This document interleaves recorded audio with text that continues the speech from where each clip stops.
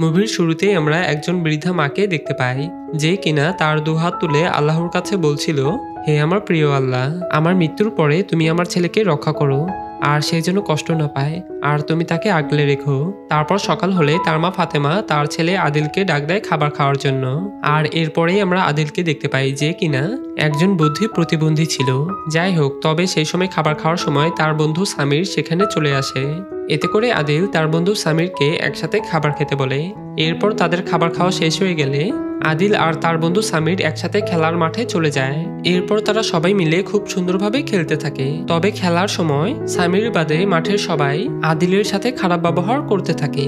এতে করে সামির তো সেই দুষ্টু ছেলের সাথে মারামারি বাজিয়ে দেয়। কিন্তু সেই সময় আজান দিলে সামির আদিলকে নিয়ে মসজিদে চলে যায়। এরপর যখন নামাজ পড়া শেষ হয়ে যায়, তখন ইমাম সাহেব সবাইকে উদ্দেশ্য করে বলে, মহান আল্লাহ তাআলা কোরআনে বলেছেন, যারা যারা সামর্থ্যবান ব্যক্তি রয়েছে তাদের হজ করা ফরজ, এবং সামর্থ্যবান ব্যক্তিদের অবশ্যই হজ করতে হবে, এবং সেটি উত্তম নিয়তে। সেই ইমাম সাহেব আরো বলেন, একদিন জুলদাবাই নামের এক যুবক মায়ের দোয়া পাওয়ার জন্য মাকে ঘোড়ায় চড়িয়ে হজ করতে নিয়ে গিয়েছিলেন। তবে পথে তাদের অনেক কষ্টও হয়েছিল, এবং কি তাদের ঘোড়াটিও মারা গিয়েছিল। তারপরেও সেই যুবক পিছু পা না হয়ে মাকে কোলে নিয়েই হেঁটে হেঁটে হজ করতে চলে যান, এবং তারা দুইজন একসাথেই হজ সম্পূর্ণ করেন। আর এই সব আদিল আর সামির খুব মনোযোগ দিয়ে শুনছিল। যাই হোক, এর পরের দিন সকাল হলে আদিল সামিরের বাসায় গেলে সামির নিজের হাতে আঁকানো একটি ছবি আদিলকে দেখিয়ে বলে, আমি মাকে হেঁটেই মক্কায় নিয়ে যাব, আর আমরা দুইজনই পাহাড়, নদী আর মরুভূমি পাড়ি দিব, আর আমি কোনো কিছুতেই ভয় পাই না। সামির আরো বলে, লোকেরা যেদিকে নামাজ পড়ে আমরা সেই দিকেই যেতে থাকবো, আর মাকে যদি আমি হেঁটে মক্কায় নিয়ে যেতে পারি তাহলে আমার মা জান্নাতে যাবেন। এইসব শুনে আদিল সামিরকে বলে, তুই কি এইসব সত্য বলছিস? সামির বলে, হ্যাঁ। এতে করে আদিল এক দৌড় দিয়ে তার মায়ের কাছে চলে যায় এবং তার মাকে বলে, মা চলো আমরা এখন মক্কায় যাব। তবে এইসব শুনে সবাই আদিলের কথায় হাসছিল। আর এইসব দেখে ফাতেমা তার ছেলেকে নিয়ে বাসার দিকে যেতে শুরু করে। কিন্তু তারপরেও আদিল তার মাকে বলতে থাকে, মা আমি তোমাকে হেঁটে হেঁটেই মক্কায় নিয়ে যাব। ঠিক তখনই যাওয়ার পথে এক প্রতিবেশী আদিলের মুখে এইসব শুনে সেও হাসতে থাকে। এইসব দেখে আদিল তার মাকে বলে, মা আমরা যখন জান্নাতে থাকবো তখনও কি সবাই আমাকে দেখে এইভাবেই হাসবে? এইসব শুনে তার মা বলে, না বাবা, জান্নাতে তোকে নিয়ে কেউ এইভাবে হাসবে না। যাই হোক, এরপর আমরা দেখতে পাই দিন গড়িয়ে রাত হয়ে যায়। তারপরেও আদিল তার মাকে বলতে থাকে, মা কখন আমরা মক্কার দিকে রওনা দিব? এইসব শুনে তার মা বলে, এখন তো রাত হয়ে গিয়েছে, কাল সকাল হলে আমরা রওনা দিব। এরপর সকাল হলে আবারও আদিল তার মাকে মক্কায় যাওয়ার কথা বললে তার মা বলে, সামিরের সাথে একটু খেলে আয়, তারপরেই আমরা যাব। এতে করে আদিল সামিরের বাসায় গেলে সামির একটি গাড়ি থেকে নেমে আদিলকে জড়িয়ে ধরে বলে, আদিল মা আমাকে মক্কায় নিয়ে যাচ্ছে। তবে সেখান থেকে যাওয়ার আগে সামির তার আঁকানো ছবিটি আদিলকে দিয়ে দেয়। এরপর যখন সামির সেখান থেকে চলে যাচ্ছিল, তখন আদিল সেই ছবিটির দিকে তাকালে দেখতে পায় সামির ও তার মায়ের সাথে আদিল ও তার মায়েরও ছবি আঁকানো রয়েছে। আর অন্যদিকে ফাতেমা তার বান্ধবী আয়েশাকে বলছিল, আজ সকালে পড়ে যেতে যেতে বেঁচে গেছি, আর মনে হয় আমি আর বেশি দিন বাঁচবো না রে, তাই আমি না থাকলে তুই আমার ছেলেকে একটু দেখে রাখিস। ফাতেমা আরো বলে, আমার ছেলে অনেক সহজ সরল, কাল থেকে সে আমাকে বলছে সে নাকি আমাকে হেঁটে হেঁটে মক্কায় নিয়ে যাবে, যাতে ওর সাথে আমি জান্নাতে যেতে পারি। তাই আয়েশা মনে হয় না আর বেশি দিন বাঁচবো, তাই তুই আমার ছেলেকে একটু দেখে রাখিস, এটা তোর কাছে আমার অনুরোধ রইল। এইসব শুনে আয়েশা বলে, আরে বাদ দাও, তোমার আগে আমিই মরবো। আর ঠিক তখনই আদিল এসে তার মাকে বলে, মা আমরা আর কখন যাবো বলো তো? ফাতেমা বলে, আরে আমাদের তো একটা ব্যাগও নেই। এইসব বলে তখনই ফাতেমা তার বান্ধবীকে বলে, তোমার কাছে কি কোনো ব্যাগ আছে? আয়েশা বলে, না তো, আমার কাছে কোনো ব্যাগই নেই। তখন আমরা দেখতে পাই আদিল একটি স্টোর রুমে গিয়ে একটি ব্যাগ খোঁজার সময় আদিল একটি কাপড়ের তৈরির ব্যাগ খুঁজে পায়। এরপর আদিল তার মায়ের কাছে এসে বলে, মা ব্যাগ পেয়েছি, চলো এখন আমরা রওনা দেই। তখন তার মা বলে, বাবা এখন তো হাঁটতে পারবো না, আমার পাটা একটু ফুলে গেছে রে, আর পা ফোলা কমলেই আমরা রওনা দিব, ঠিক আছে? আর এরপরেই আমরা দেখতে পাই আদিল তার সেই দুষ্টু বন্ধুর বাসায় গিয়ে যখনই একটি ঠেলাগাড়ি নিয়ে যাচ্ছিল, ঠিক তখনই তার দুষ্টু বন্ধু এসে আদিলকে সজোরে একটি লাথি মারে এবং তাকে বলে, তোর সাহস কিভাবে হলো এই ঠেলাগাড়ি ধরার? আর তখনই সেই দুষ্টু ছেলেটির মা এসে বলে, আমি না তোকে কতবার বলেছি তুই আদিলের সাথে কোনো খারাপ ব্যবহার করবি না, তারপরেও তুই এরকম করছিস কেন? আর সেই তো ঠেলাগাড়িটি খেয়ে ফেলবে না, তাই না? তাই থেকে ছেড়ে দে। এইসব শুনে সেই দুষ্টু ছেলেটি আদিলকে যেতে দিলেও সে পিছন থেকে আদিলকে বলতে থাকে, ঠেলা গাড়িটি সময় মতো না দিয়ে গেলে না তোর খবর আছে। যাই হোক, এরপর যখন আদিল সেই ঠেলা গাড়িটি তার মায়ের কাছে নিয়ে যায়, তখন তার মা ঠেলা গাড়িটি দেখে আদিলকে বলে, বাবা আমাদের কাছে তো টাকা নেই, আর দূরের পথে যেতে অনেক টাকারও প্রয়োজন, আমরা কিভাবে যাব বল? আদিল বলে, আচ্ছা মা, আমাদের যেতে কত টাকা লাগবে? তার মা বলে, 1-2 লক্ষ টাকার মতো তো লাগবেই। তারপর আমরা দেখতে পাই আদিল তার অবশিষ্ট ভেড়াটি একটি রাখালের থেকে নিয়ে সেই ভেড়াটি বিক্রি করার জন্য একটি হাটে চলে যায়। তবে সেখানে থাকা কয়েকটি দুষ্টু ছেলে মিলে আদিলকে সেই ভেড়াটির দাম জিজ্ঞাসা করলে আদিল সেই ভেড়াটির দাম 2 লক্ষ টাকা বলে। আর এই দাম শুনে তো সেই ছেলেগুলো আদিলকে নিয়ে অনেক মজা ঠাট্টা করতে থাকে। তবে দূর থেকে একটি ভদ্রলোক এইসব দেখছিল। এতে করে সেই ভদ্রলোকটি সেই ছেলেগুলোকে থামতে বলে এবং আদিলকে বলে, তুমি এত টাকা দিয়ে কি করবে? আদিল বলে, এই টাকাগুলো দিয়ে আমি আমার মাকে মক্কায় নিয়ে যাব। এতে করে সেই ভদ্রলোকটি আদিলকে নিয়ে তাদের বাসায় চলে যায়। এরপর সেই ভদ্রলোকটি আদিলের মাকে 2 লক্ষ টাকা দিলে ফাতেমা বলে, তুমি আমার ছেলের অনুভূতি বুঝেছো আর তাকে বুঝিয়ে বাসায় এনেছো বলে তোমাকে অনেক ধন্যবাদ বাবা, কিন্তু আমি তোমার টাকাগুলো নিতে পারবো না। ফাতেমা আরও বলে, আমরা কিভাবেই বা এত দূর পথ হেঁটে হেঁটে মক্কায় যাব, আর তাছাড়াও আমার ছেলে বায়না ধরেছে আমাকে নাকি মক্কায় হেঁটে হেঁটেই নিয়ে যাবে, আর এছাড়াও ও 2 দিন পর সবকিছুই ভুলে যাবে, তাই তুমি বরং টাকাগুলো তোমার কাছে রাখো। এইসব শুনে সেই ভদ্রলোকটি বলে, জানেন দাদি, আমার মাও হজ করার স্বপ্ন দেখতো, আর তখন আমি যুবক ছিলাম, আর সেই সময় আমার কাছে তেমন বেশি টাকাও ছিল না, আর এখন আমার কাছে টাকা আছে কিন্তু আমার মা নেই, তাই টাকাগুলো বরং আপনার কাছেই রাখুন। এইসব বলে যখনই সেই ভদ্রলোকটি আদিলের মায়ের থেকে বিদায় নিয়ে চলেই যাচ্ছিল, ঠিক তখনই সেই ভদ্রলোকটি আদিলকে বলে, আদিল তুমি কি আমাকে মক্কায় নিয়ে যাবে? আদিল বলে, না, আমি শুধু আমার মাকে মক্কায় নিয়ে যাব। এইসব বলে আদিল সেখান থেকে চলে যায়। এরপর যখন আদিল আবারও তার মাকে মক্কায় নিয়ে যাওয়ার কথা বলে, তখন ফাতেমা তার ছেলেকে বলে, আমার এই শরীর নিয়ে এতদূর কিভাবে যাব বল, আর তাছাড়াও সেখানে হেঁটে যাওয়া সম্ভব নয়। আদিল বলে, সামির তো আমাকে বলেছে তার মাকে হেঁটেই মক্কায় নিয়ে যাবে। এইসব শুনে তার মা বলে, বাবা শোন, মক্কা অনেক দূরে, আর তুই তো বাজারে যাস তাই না, আর মক্কায় যেতে হলে তোকে বাজারের চেয়ে 1000 বার বেশি হাঁটতে হবে, তাই আমরা বরং সেই 2 লক্ষ টাকা গরিব অসহায় মানুষকেই দিয়ে দিব। আর এইসব বলে তার মা সেখান থেকে চলে যায়। এর পরের দিন সকালে যখন ফাতেমা তার পেনশনের টাকাটি তুলতে যায়, ঠিক তখনই এক প্রতিবেশী ফাতেমাকে দেখে বলে, দাদি, এমন একজন ব্যবসায়ী ছেলে থাকতে আপনার কি আর পেনশনের দরকার আছে? ফাতেমা বলে, এইসব বলার মানে কি? এতে করে সেই লোকটি বলে, আপনার ছেলে তো 2 লক্ষ টাকা দিয়ে একটি ভেড়া বিক্রি করেছে, আর তাহলে তাকে আমার গরুটাও বিক্রি করে দিতে বলুন। এইসব শুনে ফাতেমা সেখানে থাকা সবাইকে বলে, তোমরা অযথা বকবক করছো কেন? আর তোমাদের সুস্থ সবল ছেলে তোমাদেরকে কয়দিন বলেছে তোমাদেরকে হেঁটে হেঁটে মক্কায় নিয়ে যাবে? আর এছাড়া তোমরা শুধু ঠাট্টা করতেই জানো, বদমাইশের দলগুলো। তখন সেই লোকটি বলে, আসলে তোমার ছেলে সবাইকে বিভ্রান্ত করছে আর তোমাকে মিথ্যা বলেছে তোমাকে হেঁটে হজে নিয়ে যাবে। এইসব শুনে ফাতেমা বলে, আমার ছেলে মিথ্যাটা কই বলেছে, আর আমার ছেলে আমাকে হেঁটেই মক্কায় নিয়ে যাবে, তোমরা সবাই দেখে নিও। আর এরপরেই আমরা দেখতে পাই ফাতেমা তার ছেলের সাথে মক্কায় যাওয়ার জন্য রাজি হয়ে যায়। এইসব দেখে তার বান্ধবী আয়েশা বলে, ফাতেমা তুমি তাদের কথায় মন খারাপ করো না, আর তাদের কথা কানেও নিও না। তখন ফাতেমা বলে, যতদূর পারি আমরা যাব, এরপর যদি আমরা না যেতে পারি তাহলে আমরা বাসায় ফিরে আসব, আর এছাড়াও হয়তো আমাদেরকে বর্ডার পারও করতে দেবে না, কিন্তু অন্তত আমরা চেষ্টা তো করতে পারি।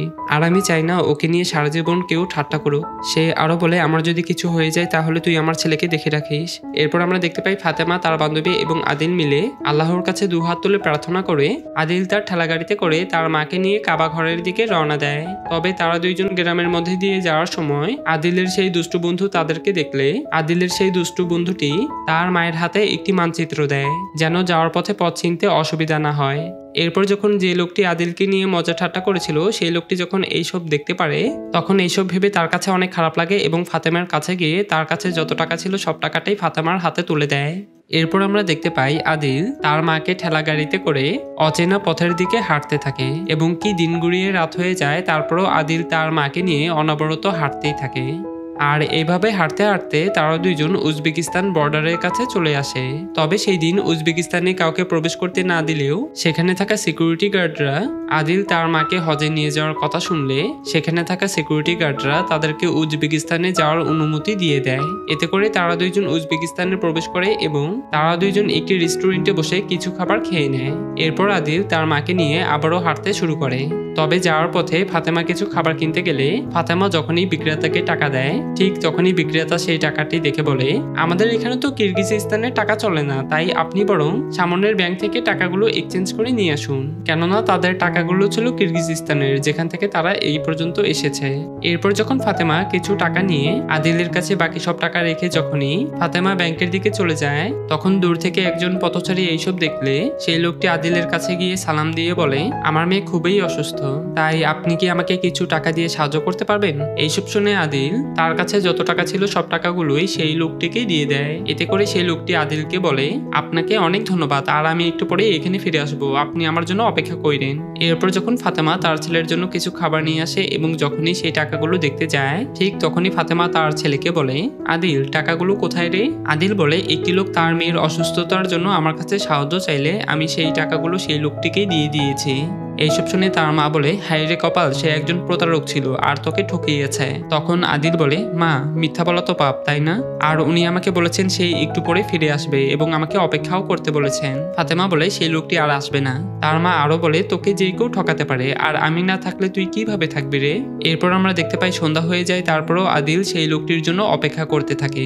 তখন এইসব দেখে তার মা বলে, সেই লোকটি আর আসবে না রে, আর কালকেই এখান থেকে আমরা চলে যাব। আদিল বলে, না মা, কি বলছো, আমরা না মক্কায় যাচ্ছি? তার মা বলে, টাকা ছাড়া কিভাবে যাবি?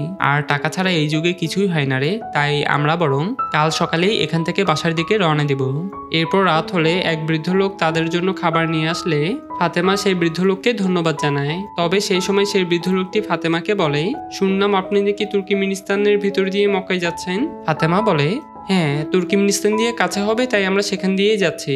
এতে করে সেই বৃদ্ধ লোকটি বলে, সেই দিক দিয়ে কাছে হলেও তুর্কিমিনিস্তানে ঢুকতে ভিসা লাগবে, আর এইটা সময় সাপেক্ষ, এমনকি সপ্তাহ মাসও লাগতে পারে, আর অনেক টাকাও লাগবে, আর এমনও হতে পারে আপনাদের হয়তো ভিসাই দিবে না। এইসব শুনে যখনই ফাতেমা সেই বৃদ্ধ লোকটিকে একটি মানচিত্র দেখায়, তখন সেই বৃদ্ধ লোকটি মানচিত্রটি দেখে বলে, আপনারা প্রথমে কাজাখস্তান পার হওয়ার পর ক্যাসপিয়ান নামের একটি সাগর দেখতে পাবেন।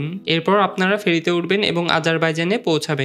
এরপর আজারবাইজান থেকে তুরস্ক আর তারপরেই সিরিয়ায় পৌঁছাবেন, আর তারপর মক্কা। সেই বৃদ্ধ লোকটি আরো বলে, হাজারো শুকরিয়া আপনার সাথে দেখা হয়ে, আর আপনারা যদি তুর্কিমিনিস্তানের ভিতর দিয়ে প্রবেশ করতেন তাহলে আপনাদের অনেক টাকা আর সময় নষ্ট হতো। এইসব শুনে ফাতেমা বলে, আমরা তো ইতিমধ্যে সব টাকা পয়সা হারিয়ে ফেলেছি, আর যেতে পারবো কিনা তাও জানি না। তখন সে বৃদ্ধ লোকটি বলে, আপনার যদি মনে হয় আপনি যেতে পারবেন না, তাহলে আপনারা ফিরে যান, আর যদি আপনার বিশ্বাস মজবুত হয় তাহলে আপনাদের শেষ পর্যন্ত যেতে হবে, আর আল্লাহ নিজেই আপনাদের সহায় হবেন। সে আরো বলে, থাকার কোনো চিন্তা করতে হবে না, খাবারের কোনো সমস্যা হবে না, আর আল্লাহ সবকিছু দিয়ে আপনাদেরকে সাহায্য করবেন। এরপর সকাল হলে আমরা দেখতে পাই আদিল আবারও তার মাকে ঠেলাগাড়িতে করে মক্কার উদ্দেশ্যে রওনা দেয়। তবে যাওয়ার পথে অনেকেই তাদেরকে বিভিন্নভাবে সাহায্য করতে থাকে, এতে করে তাদের খাবার আর থাকা নিয়ে কোনো চিন্তাই করতে হয় না।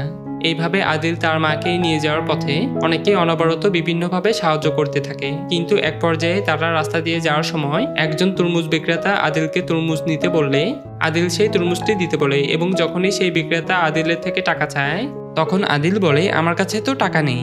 এইসব শুনে সেই তরমুজ বিক্রেতা রেগে মেগে আদিলের ঠেলাগাড়ি থেকে সেই তরমুজটি নিয়ে নেয়, আর এইসব দূর থেকে একটি লোক চুপ করে দেখছিল। এরপর আমরা দেখতে পাই সেই লোকটি আদিল আর তার মায়ের কাছে এসে বলে, হাই হাই, কি কৃপণ মানুষ, একটা তরমুজই দিতে পারলো না। এইসব বলে সেই লোকটি আরো বলে, আপনি কি কাজাখস্তানে যাচ্ছেন? ফাতেমা বলে, হ্যাঁ। এইসব শুনে সেই লোকটি বলে, আসলে কাজাখস্তানে আমার শাশুড়ি থাকে তো, আর সে অনেক অসুস্থ, তাই এই দুইটি তরমুজ আপনি কি আমার শাশুড়িকে দিতে পারবেন? তখন আমরা আরো দেখতে পাই সেই লোকটি ফাতেমাকে একটি তরমুজ দিয়ে বলে, এটি হলো আপনাদের জন্য। তবে সেই সময় তরমুজ বিক্রেতা ফাতেমাকে তরমুজটি নিতে বাধা দিলে তখন সেই লোকটি তরমুজ বিক্রেতাকে বলে, এইসব নিয়ে বেশি নাক গলাস না, আর তুই কি জানিস আমি কে? তখন সেই তরমুজ বিক্রেতা বলে, আমি কোনো মানুষকে ভয় পাই না, আমি শুধু আল্লাহকে ভয় পাই। আর এছাড়াও সেই লোকগুলো ছিল মাদক পাচারকারী দলের সদস্য। এরপর আমরা দেখতে পাই সেই তরমুজ বিক্রেতা তাদেরকে তরমুজ খেতে দিয়ে বলে, আমি যদি আগে জানতাম আপনারা হজ করতে যাচ্ছেন তাহলে তো আমি বিনা টাকায় আপনাদেরকে 10টা তরমুজ দিতাম। এইসব শুনে ফাতেমা বলে, ধন্যবাদ বাবা, আর আল্লাহ যেন তোমাকে বরকত দান করেন। এতে করে সেই তরমুজ বিক্রেতা বলে, তখন আদিলের সাথে ব্যবহারের জন্য আমি আসলে অনেক দুঃখিত, আর পরিবার চালাতে তো টাকা লাগে, তাই আমি এরকমটা করেছিলাম, তাই আশা করি আপনি বুঝতে পারবেন। ফাতেমা বলে, হ্যাঁ বুঝতে পেরেছি। তখন সেই তরমুজ বিক্রেতা আরো বলে, সীমান্ত পার হওয়ার আগে অচেনা লোকদের থেকে কোনো কিছু নিবেন না। এরপর আমরা দেখতে পাই আদিল আর তার মা মিলে রাস্তা দিয়ে যাওয়ার সময় একজন অচেনা লোক এসে ফাতেমাকে বলে, আপনি কি দয়া করে এই সিলিন্ডারটি আপনার সাথে নিয়ে যেতে পারবেন? ফাতেমা বলে, না, নিব না। এরপর যখন তারা দুজন কাজাখস্তান আর উজবেকিস্তানের বর্ডারে চলে আসে, তখন সেখানে থাকা এক বর্ডার গার্ড তাদেরকে কাজাখস্তানে প্রবেশ করার অনুমতি দেয়। তবে সেই সময় ফাতেমা পেছনে ঘুরলে সেই সিলিন্ডারটি তাদের ঠেলাগাড়িতেই দেখতে পায়, আর এতে করে ফাতেমা অনেক চিন্তিত হয়ে পড়ে। তবে সেখান থেকে যাওয়ার সময় একজন সৈনিক তাদেরকে তল্লাশির জন্য থামালে ঠিক তখনই অন্য একজন মাদকদ্রব্য নিয়ে ধরা পড়লে ব্যস্ততার কারণে সেই সৈনিকটি তাদেরকে সেখান থেকে চলে যেতে বলে। এরপর আমরা দেখতে পাই একটি ফাঁকা জায়গায় থেমে ফাতেমা তার ছেলেকে বলে, এটা কখন নিয়েছিলি? আর জানিস এর ভিতরে কি আছে? তাই এখনই এটি ফেলে দে। আদিল বলে, সেই লোকটি আমাকে বিশ্বাস করে এটি দিয়েছে, তাই আমি এটি ফেলতে পারবো না। এইসব শুনে ফাতেমা বলে, আরে বাবা, আমাকে ছাড়া যে কিভাবে তুই বাঁচবি? যাই হোক, এরপর আবারও আদিল তার মাকে ঠেলাগাড়িতে নিয়ে হাঁটতে থাকে। আর এছাড়াও আমরা তখন কাজাখস্তানের কয়েকটি মনোরম দৃশ্য দেখতে পাই। যাই হোক, এরপর যখন ফাতেমা সেই লোকের অ্যাড্রেস খুঁজে বের করে যখনই সেই লোকটির জন্য অপেক্ষা করছিল, তখন সেই লোকটি তাদের কাছে আসলে ফাতেমা সেই লোকটিকে ইশারার মাধ্যমে সেই সিলিন্ডারটি নিতে বলে। আর তারপরেই আমরা দেখতে পাই সেই লোকটি আদিল আর তার মাকে একটি বোর্ডে করে পুরো শহরটি ঘুরিয়ে দেখাচ্ছিল। এমন সময় সেই লোকটি ফাতেমাকে বলে, আচ্ছা, আপনার ছেলের হজের কথা কিভাবে জানে? ফাতেমা বলে, ইমান বুদ্ধি থেকে আসে না, ইমান আসে আল্লাহর পক্ষ থেকে। আর আমি আমার ছেলেকে হালাল রোজগারের খাবার খাইয়ে বড় করেছি। আর এইসব শুনে সেই লোকটির মনে মনে অনুতপ্ত হতে শুরু করে। এতে করে সেই লোকটি বলে, আমি আমার জীবনে সব মূল্যবান মুহূর্তে ধন সম্পদের পিছনে ব্যয় করেছি, কিন্তু সুখের চাইতে মানুষের আর কোনো কিছুরই প্রয়োজন হয় না। আর সকাল থেকে সন্ধ্যা পর্যন্ত পরিশ্রম করে ঘাম ঝরিয়ে কাজ করে পরিবারের জন্য রোজগার করে আনা এর চেয়ে বড় সুখ আর কিছু হতে পারে না বলে আমি মনে করি। অথচ দেখুন, এখন আমার কোনো টাকার অভাব নেই, কিন্তু যখন আমি টাকার ব্যাগ নিয়ে বাসায় প্রবেশ করি তখন কারো কাছেই এইসব গুরুত্বপূর্ণ থাকে না। সে আরো বলে, ছেলেমেয়েরা তাদের নিজের রুমে থাকে আর বউ তার নিজের জীবন নিয়ে ব্যস্ত, আর এইদিকে আমি সবসময় একা থাকি, কেউ আমার খোঁজ খবর রাখে না। আর এভাবেই আমার জীবনটা শেষ হয়ে গেল দাদি। ফাতেমা বলে, হ্যাঁ বাবা, আমরা মানুষরা এমনই। আর সৃষ্টিকর্তা আমাদেরকে দুইটি উপহার দিয়েছেন, একটি সুস্থতা আর একটি সময়। আর এই দুইটির মূল্য না বুঝেই আমরা সারা জীবন বেঁচে থাকি আর দুনিয়া থেকে বিদায় নিই। এইসব শুনে সেই লোকটি বলে, আপনার যদি কিছু প্রয়োজন হয় তাহলে আমাকে সাথে সাথে বলবেন, আমি যথাসাধ্য আপনাদেরকে সাহায্য করব। সেই লোকটি ফাতেমাকে আরো বলে, আমাদের এখানে একদিন থেকে যান। ফাতেমা বলে, না বাবা, আমরা বরং দেরি না করে চলে যাই। আর তাছাড়া আমার ছেলে এইসব পছন্দ করে না। আর এরপরেই আমরা দেখতে পাই মরুভূমির রাস্তার মধ্যে দিয়ে আদিল তার মাকে ঠেলাগাড়িতে করে যখনই হেঁটে নিয়ে যাচ্ছিল, তখন ফাতেমা দূরে একটি ঘর দেখতে পেয়ে তার ছেলেকে সেখানে নিয়ে যেতে বলে। এরপর যখন তারা সেখানে যায় তখন তারা কাউকেই দেখতে পায় না। তবে সেখানে থাকা একটি ট্যাপ থেকে যখনই আদিল পানি বের করতে চাচ্ছিল, কিন্তু সেই ট্যাপ থেকে কোনো পানি বের হচ্ছিল না। এতে করে আদিল আর ফাতেমা পানি তৃষ্ণায় একটি জায়গায় বিশ্রাম নিতে থাকে। ঠিক তখনই সেখান দিয়ে একটি ট্রাক গেলে ফাতেমার ঘুম ভেঙে যায় এবং তার ছেলেকে ডাক দিয়ে বলে, বাবা, দৌড়ে গিয়ে সেই ট্রাকটিকে থামা। এতে করে আদিল সেই ট্রাকের দিকে ছুটতে থাকে। আর ট্রাকটি সেখানে থেমেছিল যান্ত্রিক ত্রুটির কারণে। কিন্তু যখনই আদিল ট্রাকটির কাছাকাছি চলে আসে, ঠিক তখনই ট্রাকটি ছেড়ে দেয়। তবে একটি পর্যায়ে ট্রাকটি আবারও থেমে যায় এবং ব্যাক গিয়ার দিয়ে পিছনে আসতে শুরু করে। আর এরপরেই আমরা দেখতে পাই তামির নামের সেই ট্রাক চালকটি ফাতেমা আর আদিলকে পানি খেতে দেয়। এতে করে তারা দুইজন অনেক তৃপ্তি নিয়ে পানি খেতে থাকে। কিন্তু সেই সময় তামির তাদেরকে বলে, এদিকে তো গাড়ি চলে না, তাই আপনারা বরং আমার গাড়িতে উঠুন, আমি আপনাদেরকে পৌঁছে দিব। আর মক্কা পর্যন্ত পৌঁছে না দিতে পারলে অন্তত পরের শহর তো অন্তত পৌঁছাই দিতে পারবো। আর তখনই আদিল বলে ওঠে, মা, আমরা হেঁটেই যাব। আর সামির আমাকে বলেছে মক্কায় শুধু হেঁটে যেতে হয়। এইসব শুনে তার মা ট্রাক চালকটিকে বলে, আমার ছেলে একগুঁয়ে স্বভাবের, তাই ধন্যবাদ বাবা।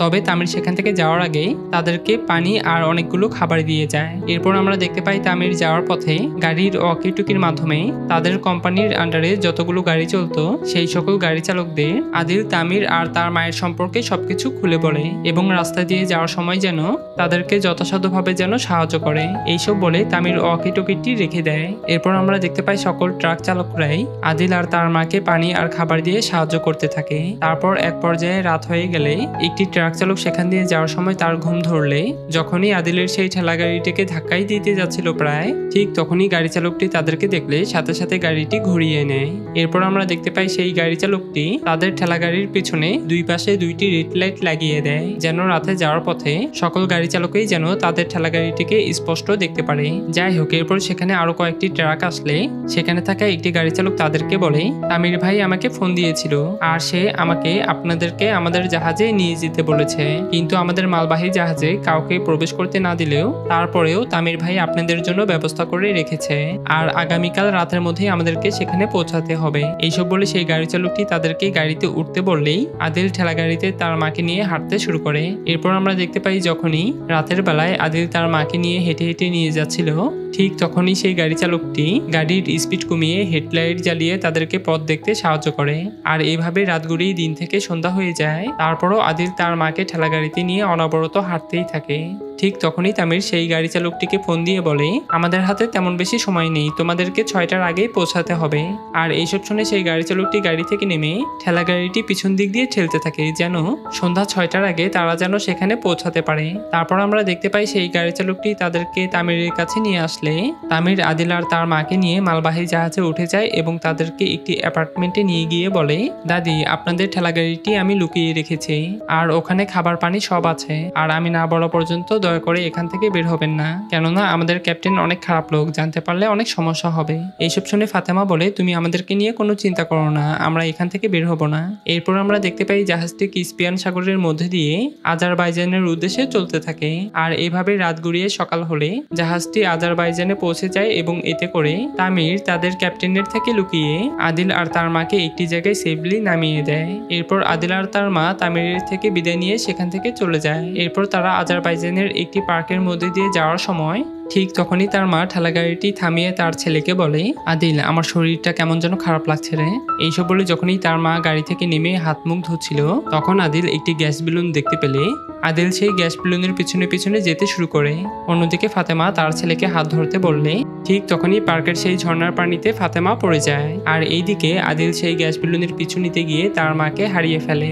কিন্তু এক পর্যায়ে আদিল যেখানে তার মাকে ছেড়ে গিয়েছিল ঠিক সেখানে ফিরে আসলে তখন আদিল ঝর্ণার পানিতে তার মায়ের আংটি দেখতে পেলে সেই সময় আদিল সেই ঝর্ণার পানিতে নেমে তার মায়ের আংটিটি হাতে নেয়। আর ঠিক তখনই একটি পুলিশ এসে আদিলকে সেখান থেকে নিয়ে যায়। এরপর যখন সেই পুলিশটি একটি হসপিটালে ফোন দিয়ে আদিলের মায়ের ব্যাপারে জানতে চায় তখন অপর পাশ থেকে এক ডাক্তার বলে, তার মাকে তো মর্গে রাখা আছে। তখন এইসব শুনে তো সেই পুলিশটিরও অনেক খারাপ লাগছিল।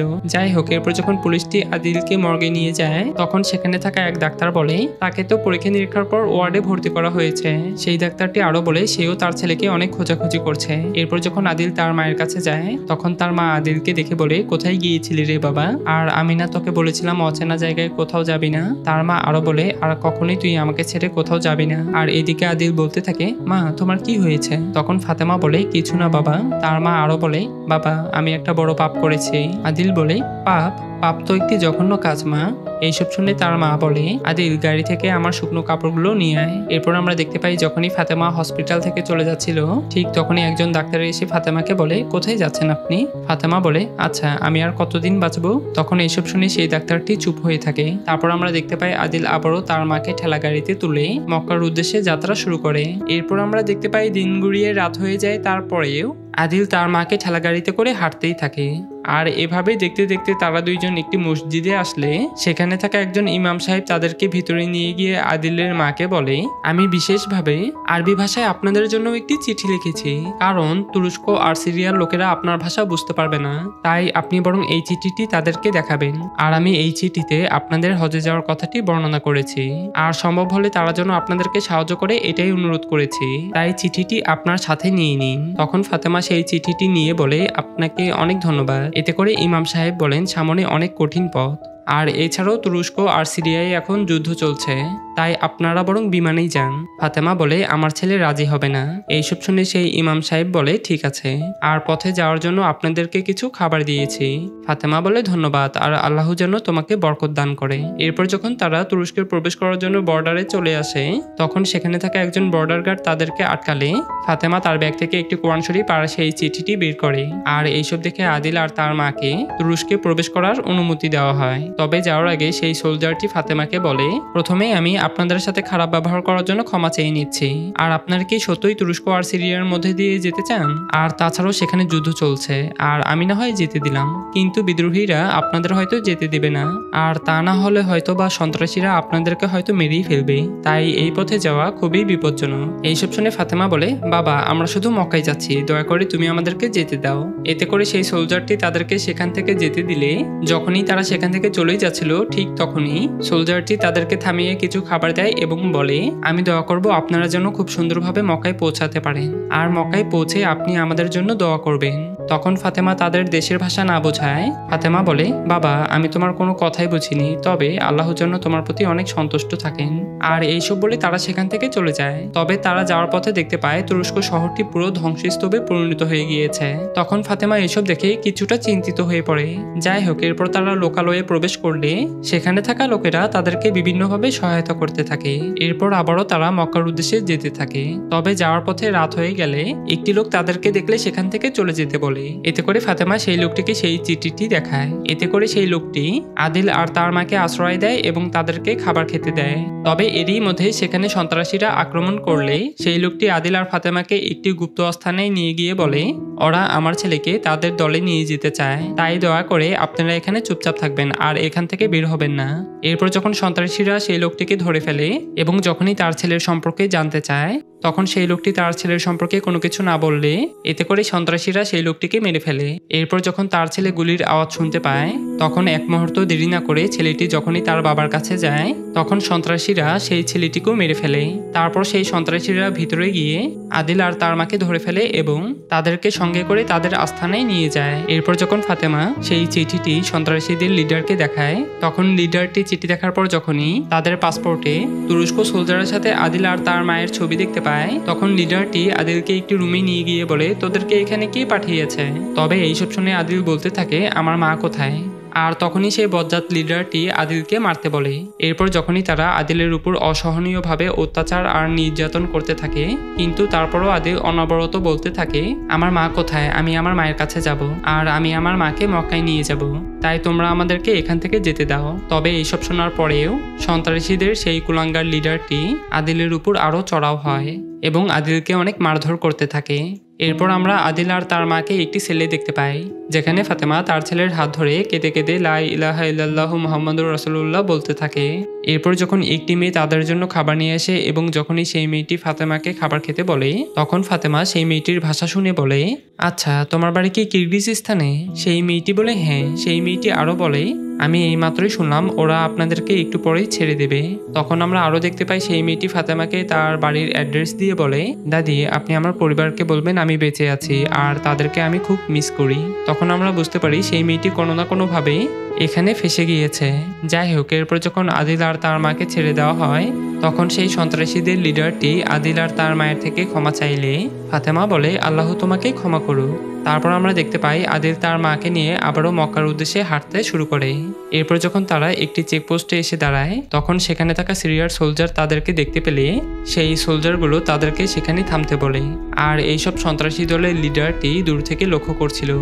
যাই হোক, এরপর যখনই সেই সোলজারগুলো আদিল আর তার মায়ের কাছে আসতে শুরু করে ঠিক তখনই সেই সন্ত্রাসী লিডারটি ফোনে একটি বাটন ক্লিক করতেই যাচ্ছিল প্রায় ঠিক তখনই সেই মেয়েটি তার হাত থেকে ফোনটি নিয়ে সেখান থেকে পালাতে থাকে।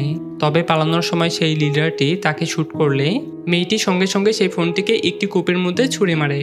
আর অন্যদিকে সোলজাররা আদিলের কাপড় তুলতে বললে ফাতেমা যখনই তার ছেলের কাপড়টি উপরে তোলে তখন সেই সোলজারগুলো আদিলের শরীরে একটি বোমা দেখতে পায়। এতে করে সেই সোলজারগুলো তাড়াহুড়া করে সেফ জোনে চলে যায়। আর অন্যদিকে আমরা সেই মেয়েটির মৃতদেহ দেখতে পাই।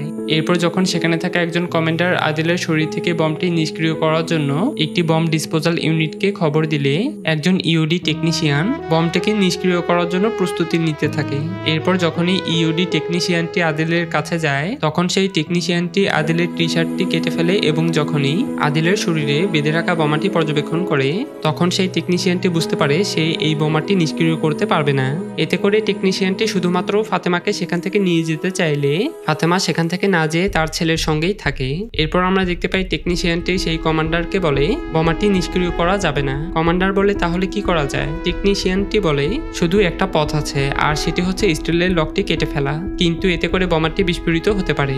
এইসব শুনে কমান্ডার সোলজারদেরকে বলে তোমরা কি কেউ স্বেচ্ছায় এই কাজটি করতে চাও? তবে সেখানে থাকা কেউই সেই কাজে রাজি হয় না। এরপর আমরা দেখতে পাই ফাতেমা একটি ধারালো ব্লেড দিয়ে তার ছেলের শরীরে বাঁধা বোমাটির স্টিলের লকটি কাটতে থাকে। আর এভাবে দিন গড়িয়ে রাত হয়ে যায়, তারপরেও ফাতেমা 1 সেকেন্ডের জন্য সেই স্টিলের লকটি কাটা বন্ধ করেনি, এবং কি সে অসুস্থ হওয়া সত্ত্বেও অনবরত স্টিলের লকটি কাটতেই থাকে। আর এভাবেই দেখতে দেখতে একটি পর্যায়ে ফাতেমা সেই স্টিলের লকটি কেটে ফেলে। এরপর ফাতেমা তার ছেলের শরীরে বাঁধা সেই বোমাটি খুলে একটি জায়গায় রেখে দেয়। আর এইসব দেখে তো সেখানে থাকা সবাই খুশিতে একদম আত্মহারা হয়ে যায়। যাই হোক, এরপর যখন কমান্ডারটি ডিজিকে আদিল আর তার মায়ের ব্যাপারে সবকিছু খুলে বললে, তখন সেই ডিজিটি অপর প্রান্ত থেকে ফাতেমাকে বলে আপনাদেরকে ফিরে যেতে হবে, কেননা সামনে একটি মাইনফিল্ড রয়েছে, তাই আপনাদেরকে না যেতে দেওয়ায় আমাকে ক্ষমা করবেন। তখন এইসব শুনে ফাতেমা কি বলবে সে কোনো কিছুই বুঝতে পারছিল না।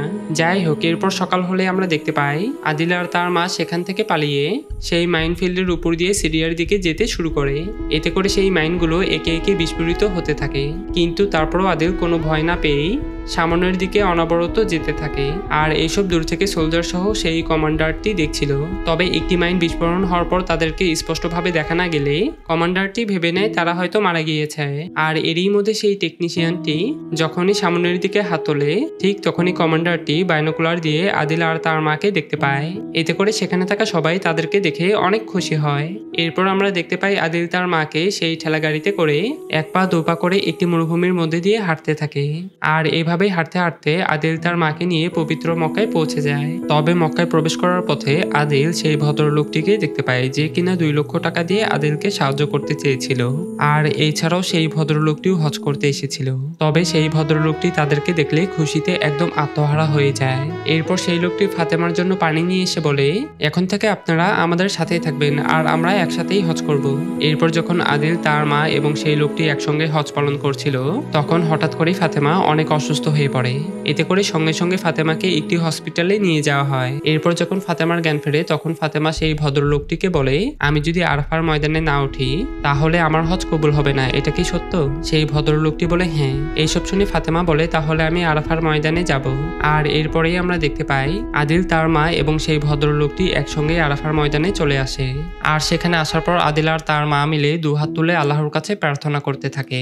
তবে আসার পথে যারা যারা আদিল আর তার মাকে সাহায্য করেছিল তাদের সবার জন্যই ফাতেমা আল্লাহর কাছে দোয়া করছিল, এবং কি গ্রামে যারা আদিল আর তার মাকে নিয়ে মজা ঠাট্টা করেছিল ফাতেমা তাদের জন্য দোয়া করতে থাকে। এরপর আমরা দেখতে পাই মুজদালিফায় রাত্রি যাপনের সময় ফাতেমা তার ছেলেকে বলে বাবা, তোকে একটা কথা বলার আছে, আর এখন হয়তোবা সেই সময়টা হয়ে এসেছে রে। আদিল বলে কিসের সময় হয়ে এসেছে মা? তবে ফাতেমা সেখানে কোনো কিছুই বলে না। এরপর আমরা দেখতে পাই আদিল তার মাকে কাঁধে নিয়ে খুব সুন্দরভাবে কাবা শরীফ তাওয়াফ করছে। কিন্তু এক পর্যায়ে ফাতেমা আবারও অনেক অসুস্থ হয়ে গেলে তখন ফাতেমাকে একটি আইসিইউ রুমে নিয়ে যাওয়া হয়। কিন্তু তারপরেও ফাতেমা তার মুখ থেকে অক্সিজেন মাস্কটি খুলে তার ছেলেকে বলে আমার সোনামানিক আমার, আমি তোকে অনেক ভালোবাসি রে। আদিল বলে আমিও তোমাকে অনেক ভালোবাসি মা। তখন তার মা বলে বাবা, তোকে একটা কথা বলার আছে। আদিল বলে কি মা? তার মা বলে আসলে তুই আমার নিজের ছেলে না। আদিল বলে এর মানে কি মা? আর তখনই তার মা বলতে থাকে 20 বছর আগে আল্লাহ আমাকে কোনো সন্তান দেননি, এতে করে তোর বাবা আর আমি আলাদা হয়ে যাই। এরপর যখন আমি নিজের গ্রামে ফিরছিলাম তখন রেলওয়ে স্টেশনে একটি মেয়ে এসে আমাকে বলল আপনি কি আমার বাচ্চাকে একটু কোলে রাখবেন? আমি শুধু টিকিটটি কেটেই চলে আসব। এরপর যখন আমি তোকে কোলে নিয়ে প্রথম দেখলাম আমার মনের ভিতরটা কেমন যেন ওলট পালট হয়ে গেল, আর তখন আমি সব দুঃখ কষ্টও ভুলে গিয়েছিলাম। এরপর 3 দিন 3 রাত তোর মায়ের জন্য অপেক্ষা করেছিলাম, কিন্তু তারপরও তোর মা ফিরে আসেনি। তাই বাধ্য হয়ে আমি যখন তোকে নিয়ে গ্রামে ফিরছিলাম ঠিক তখনই তোর মা তোকে অনেক খোঁজাখুঁজি করছিল, কিন্তু এই 3 দিনে আমি তোকে মনে প্রাণে ভালোবেসে ফেলেছিলাম। তাই তুই আমার কাছে দুনিয়ার সবকিছুর চেয়ে বেশি প্রিয় হয়ে গিয়েছিলি, এর জন্য আমি তোকে ফেরত দিতে চাইনি। তাই আমাকে মাফ করে দিস বাবা, আর তোর আসল মা অন্য একজন, আমি নই। আদিল বলে না মা, আমার মা তো তুমি, আর আমার অন্য মা লাগবে না। আর এইসব শুনে তার মা মুচকি হাসতে থাকে, কেননা আদিলের মুখে এই কথাটা শুনে হয়তো তার জীবনটা সার্থক হয়ে গিয়েছে। এরপর আমরা দেখতে পাই আদিলের মা সেখানে মৃত্যুবরণ করে, কিন্তু তখনও সেই অবুঝ ছেলেটি বুঝতে পারছিল না তার মায়ের সাথে কি হয়েছে। তারপর আমরা দেখতে পাই সেই ভদ্রলোক আর আদিল মিলে তার মায়ের কবরটি জিয়ারত করতে থাকে। এরপর জিয়ারত করা শেষ হয়ে গেলে আদিল সেই ভদ্রলোকটিকে বলে, আমার মা তো এখন জান্নাতে আছে তাই না? তখন সেই ভদ্রলোকটি বলে হ্যাঁ। সেই সময় আদিল আরো বলে, আমার মা বলতো আমিও নাকি জান্নাতে যাব। এতে করে সেই ভদ্রলোকটি বলে, আল্লাহ তোমার মাঝে এক বিশেষ রহমত দিয়েছেন আর তুমি অবশ্যই জান্নাতে যাবে। এইসব শুনে আদিল বলে, তাহলে আমি মাকে জান্নাতে দেখব। এরপর যখন আদিল তার ঠেলাগাড়িটি নিয়ে বাসায় ফিরছিল, তখন সেই ভদ্রলোকটি আদিলকে তার সাথে বিমানে করে যেতে বললে আদিলের সেই দুষ্টু বন্ধুটির কথা মনে পড়ে যায়, যেখানে তার দুষ্টু বন্ধুটি বলেছিল, যদি ঠেলাগাড়িটি না দিয়ে যাস তাহলে তোর খবর আছে। আর তার সেই দুষ্টু বন্ধুর কথাটি রাখার জন্য আদিল সেই ঠেলাগাড়িটি নিয়ে বাসার দিকে রওনা দেয়। এতে করে সেই ভদ্রলোকটি বিমানে না গিয়ে আদিলের সাথে হাঁটতে থাকে। আর এর মধ্যে দিয়ে সুন্দর এই মুভিটি এখানেই শেষ হয়ে যায়। তো আজ এই পর্যন্তই, দেখা হচ্ছে পরবর্তী কোনো একটি ভিডিওতে। আল্লাহ হাফেজ এন্ড টেক লাভ।